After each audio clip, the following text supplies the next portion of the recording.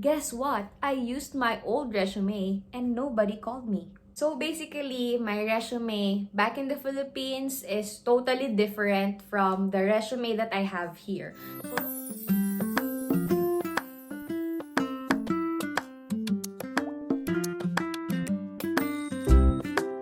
What's up guys, and welcome back to my channel. It's me again, Jana Girl, and for today, I am going to share to you guys how I score job interview with a very simple resume. So if you are one of those who's struggling to secure a job or just maybe get a phone interview, please watch the whole video. It's just going to be short. It might help you. For those of you who's new to my channel, again, my name is Jana. I'm from the Philippines and I make videos about my journey here as an international student and a registered nurse. Just want to share to you guys how I came up with this content. 2 weeks ago, I got a phone call from a hospital that they were inviting me for a job interview, and I was really happy about it because it was a scrub scout position. I was really eyeing for that position, though it's just a casual one. So yeah, I was like, wow, I'm finally getting something. So I started to look for a job this year around mid-June after I got my registration, and since then I had like more than 10 phone calls asking me for an interview. So I really think that I did a good job in making a good resume because I'm getting phone calls. So let's start talking about resume, guys. So before I even got my registration, I kept on applying for a job already because that's what they said to me. Like, someone will call you even if you don't have your license yet. Just let them know that you'll get it soon and they are happy to entertain you. Guess what? I used my old resume and nobody called me. But what's inside my old resume, guys? It was 8 pages long. Super haba, like ang dami kong ginawa sa buhay ko. And I have my photo, I have a bio data, and just a lot of unnecessary things that is not supposed to be there. So yeah, nobody called me until I got a class from my school on how to make a resume, plus with the help of Seek as well. So after I edited my resume, then that's when I started to get a lot of phone calls. So basically, my resume back in the Philippines is totally different from the resume that I have here. So don't forget to edit your resume, guys, and keep it short. So this is the template that I used from Seek.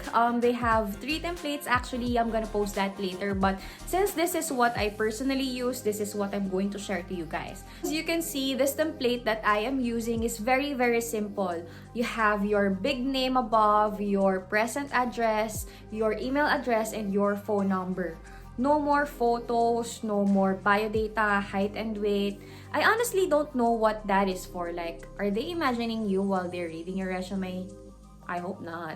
So yeah, so just very simple. And of course, second, the summary or the objective. So with that, you just have to let them know what position you're applying for. Like, are you going for a casual position, part-time, permanent part-time? Make it short because we have the cover letter for your long explanations and so on.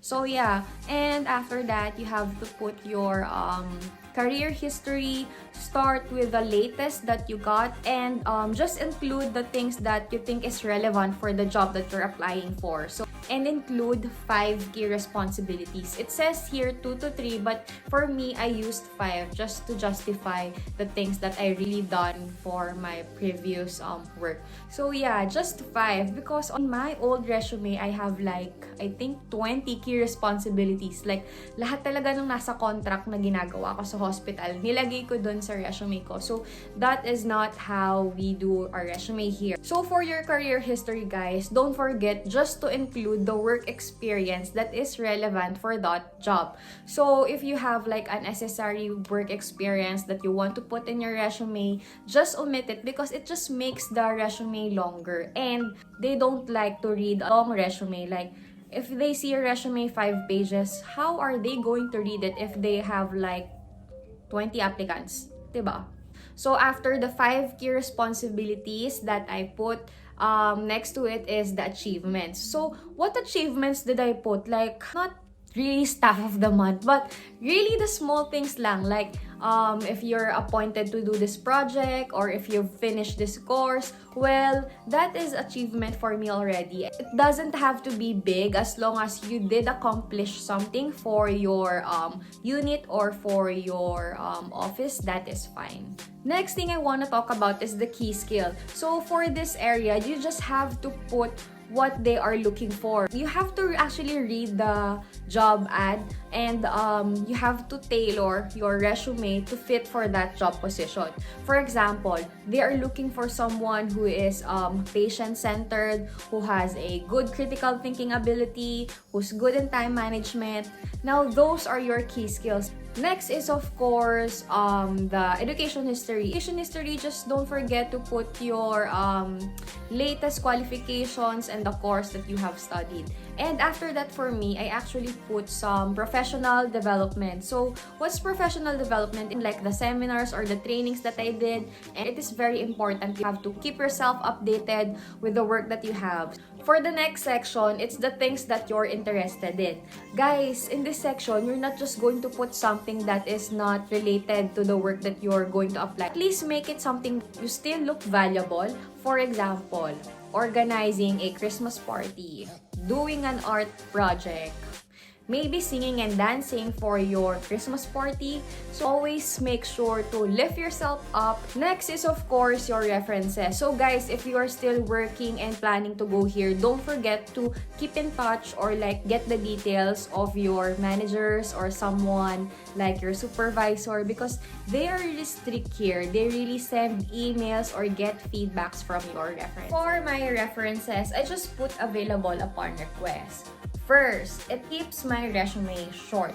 And second, when they ask you who your references are, it means that they have read your full resume. So, congrats to you because you are going to the next step, which is the interview. So, that's it for today's video, guys. I hope I've been informative for you. I hope I convinced you to change your resume to a very simple one because that's how they do it here.